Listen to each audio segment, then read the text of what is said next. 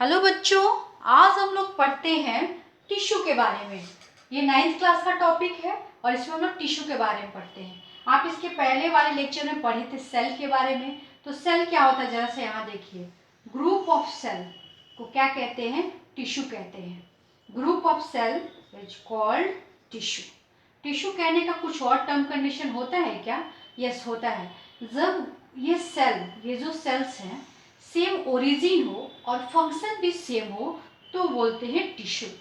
इन cell का origin same हो और फंक्शन सेम हो तो बोलते हैं क्या? टिश्यू। और टिश्यू के स्टडी को क्या बोलते हैं?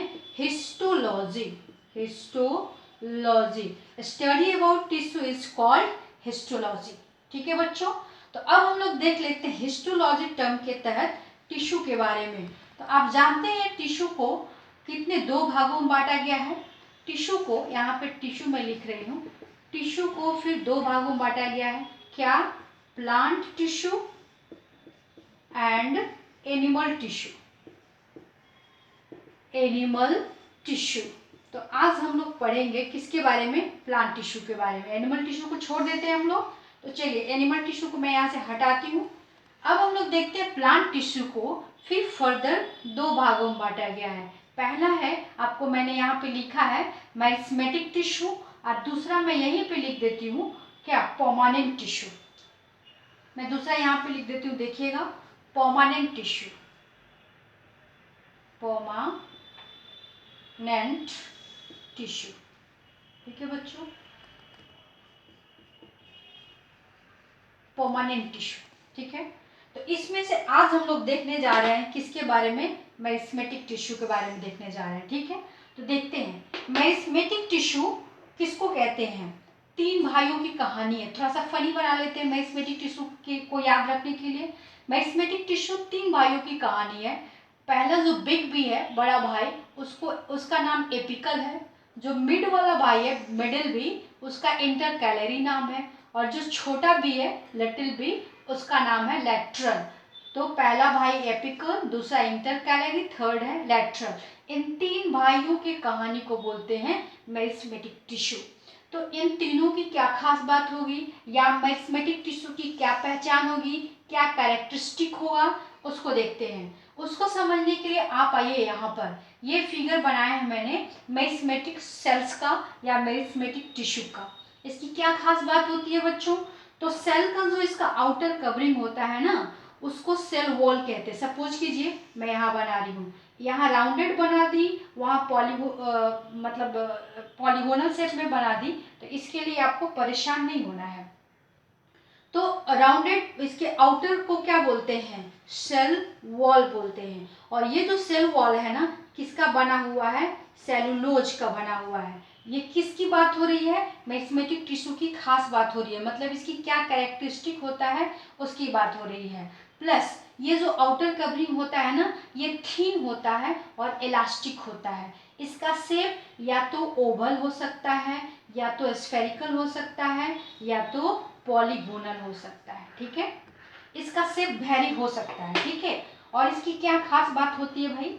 तो इस इधर देखिए, इसमें जो साइटोप्लाज्म है वो डेंस होता है और ये एक्टिव फॉर्म में पाया जाता है। इसमें फूड रिजर्व नहीं होता है। ये न्यू सेल बनाने की क्षमता रखता है।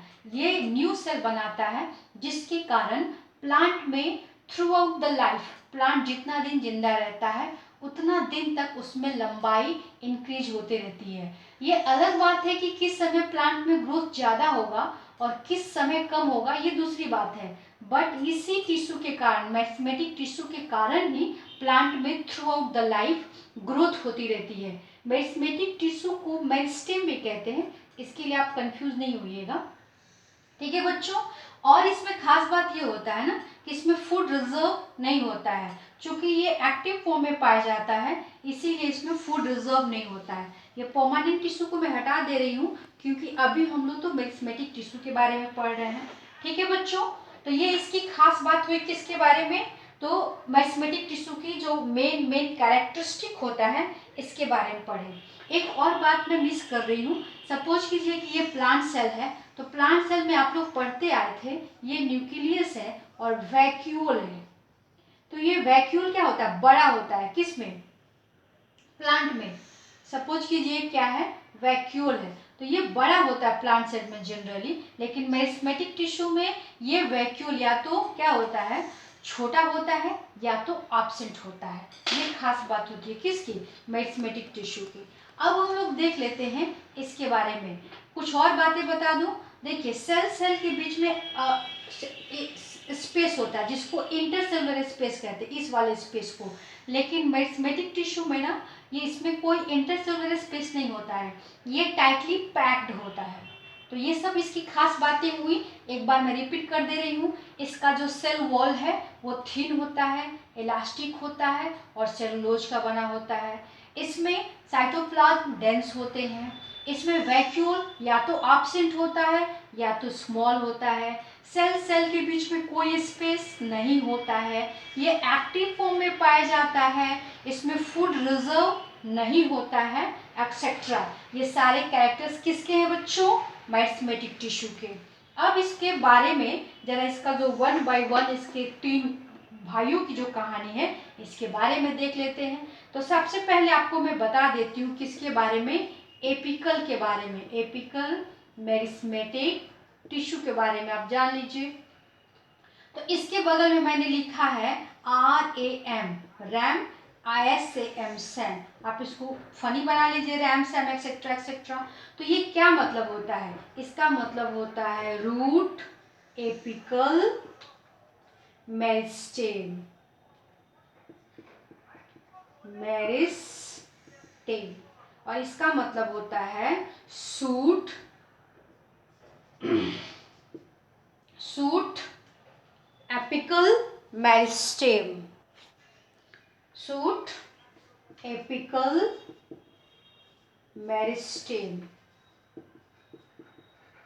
इसका कहने का सेंस क्या है, ये रैम सैम क्यों मैं लिख रही हूँ, मैं यहाँ पे प्लांट का छोटा सा बना रही हूँ फिगर। जैसे देखिए आप जान रहे हैं कि प्लांट जो मेरिस्टेमेटिक टिश्यू है, स्पेशली जो एपिकल मेरिस्टेमेटिक टिश्यू है वो टिप पे पाया जाएगा।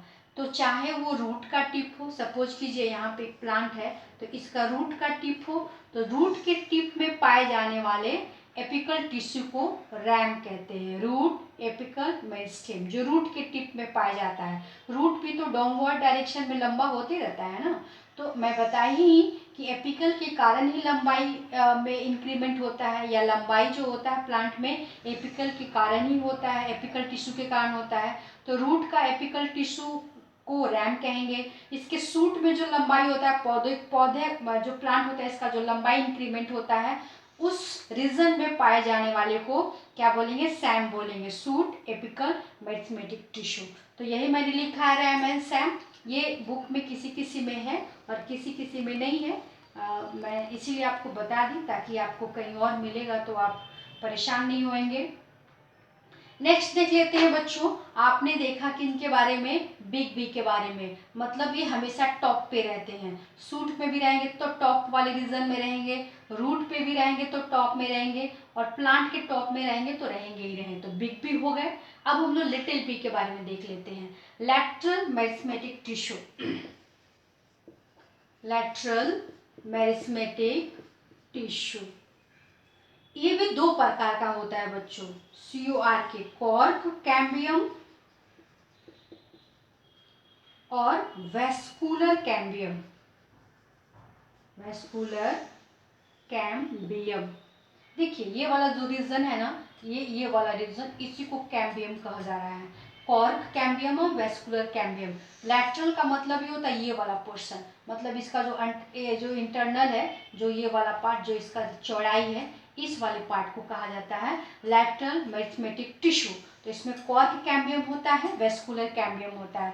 वेस्कुलर का नाम सुनते ही आप लोग को याद आ जाता होगा जाइलम और फ्लोएम। जाइलम क्या करता है, वाटर और मिनरल्स को एब्जॉर्ब करता है, और फ्लोएम क्या करता है, जो फूड बनता है लीफ में उसको डिफरेंट पार्ट में क्या करता है, डिस्ट्रीब्यूट करता है। ठीक है बच्चों, तो जरा सा इसको मैं वेस्कुलर कैम्बियम को एक फिगर के द्वारा आपको मैं दिखा दूं। जैसे देखिए यहाँ पर एक राउंड मैं यहाँ पे ले रही हूँ स्ट्रक्चर।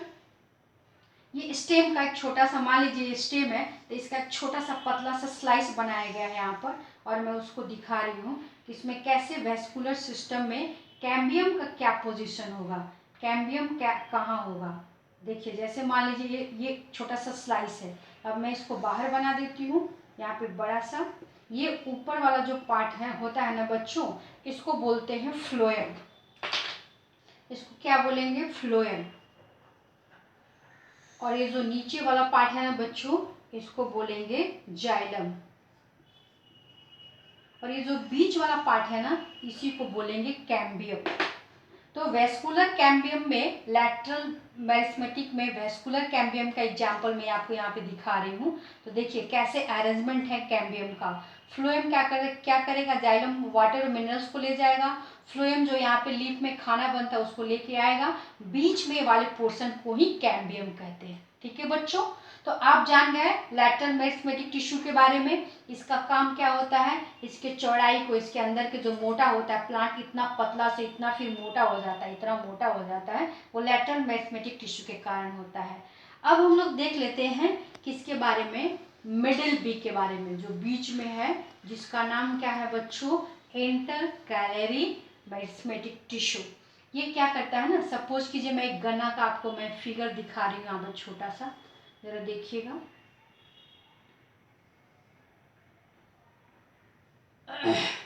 यहाँ पे ये सपोज कीजिए रूट है, और यहाँ सपोज कीजिए कि इसका ऊपर वाला पार्ट है ना।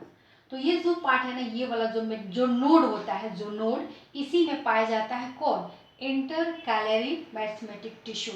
और आप जानते हैं बच्चों कि यहीं से क्या न्यू लीफ और न्यू ब्रांच निकलता है। जैसे हम लोग को ई की खेती करनी होती है तो हम लोग क्या करते हैं, इसको ऐसे कट कर देते हैं, और ये आई वाला पोर्शन को क्या करते हैं, लगा देते हैं। ये वाला पोर्शन काट के इसको क्या करेंगे, मिट्टी में लगा देंगे, तो यहीं से न्यू प्लांट आ जाएगा। तो कहने का सेंस है कि इंटरकैलरी मेरिस्मेटिक टिश्यू जो होता है वो बीच में पाया जाता है, इसी नोड और इंटर नोड के बीच में पाया जाता है। और यहाँ से जो न्यू ब्रांच और लीफ निकलते हैं उसको डेवलप करने में, उसको ग्रो करने में हेल्प करता है कौन, इंटरकैलरी मेरिस्मेटिक टिश्यू।